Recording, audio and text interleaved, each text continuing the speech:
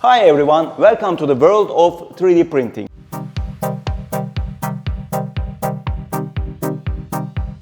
In this video, I will explain you about 3D printing for jewelry, how it works and how you can boost your jewelry factory with our 3D printer. A 3D printer is actually very similar to a paper printer in your office. It just prints not once but many layers on each other.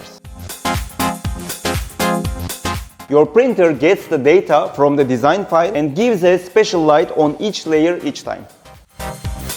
The layers can be in different thicknesses. The thinner layer, the printing quality gets better.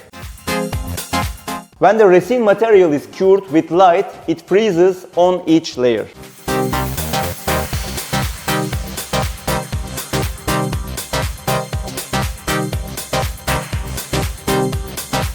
When all the layers of your design file is completed, your print is finished.